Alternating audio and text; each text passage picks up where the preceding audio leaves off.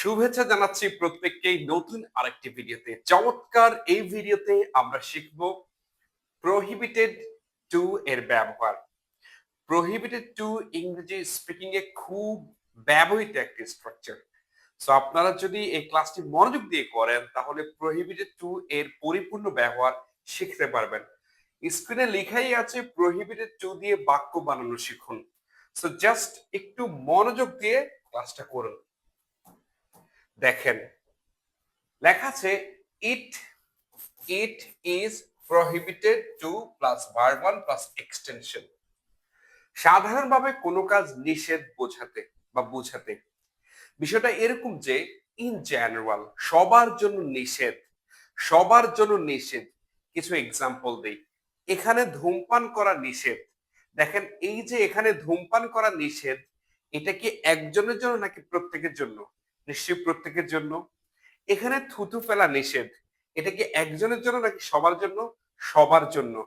জোরে কথা বলা নিষেধ, জোরে কথা বলা নিষেধ, এটা কি একজনের জন্য না সবার জন্য? নিশ্চয়ই সবার জন্য। তো সবার জন্য যে নিষেধাজ্ঞা, ওইটার ক্ষেত্রে আমরা এই স্ট্রাকচারটা ব্যবহার করবো। স্ট্রাকচারটা কি? It is prohibited to plus verb one. একটা বাক্য দেখি, এখানে ধূমপান করা নিষেধ, খুব কমন বাক্য, আমরা প্রায় দেখে থাকি। ইংরেজিতে কি হবে? It is prohibited to smoke here. Simple, খুবই সিম্পল। এখানে থুথু ফেলা নিষেধ, এটা আমরা রাস্তা সচরাচর দেখি। It is prohibited to spit here. স্পিট মানে হলো থুথু ফেলা, ঠিক আছে? এখানে জোরে কথা বলা নিষেধ, এটা আমরা দেখি। It is prohibited to speak loudly here. It is prohibited to speak loudly here. তাহলে আমি যদি বলি যে এখানে বসা নিষেধ, এরকম লেখা থাকে না বিভিন্ন পার্কে, it is prohibited to sit here, এখানে বসা নিষেধ। রাত 9টার পরে পার্কে ঢোকা নিষেধ, it is prohibited to get enter the park after 9 PM, তাই না? সো সিম্পল, ইন জেনারেল যে কথা সবার জন্য নিষেধাজ্ঞা, এমনটা বুঝে আমরা it is prohibited to plus verb one দিয়ে বাক্য করে ফেলবো। এবার আসেন, সবার জন্য তো নিষেধাজ্ঞা, কিন্তু এমন হতে পারে না কোনো স্পেসিফিক ব্যক্তিকে নিষেধাজ্ঞা দেওয়া, যেমন তোমার বাইরে যাওয়া নিষেধ, আমার বাইরে যাওয়া নিষেধ। অর্থাৎ আমার বাইরে যাওয়া নিষেধ এর মানে এই নয় যে পৃথিবীর সব মানুষের বাইরে যাওয়া নিষেধ, শুধু এটা আমার জন্য।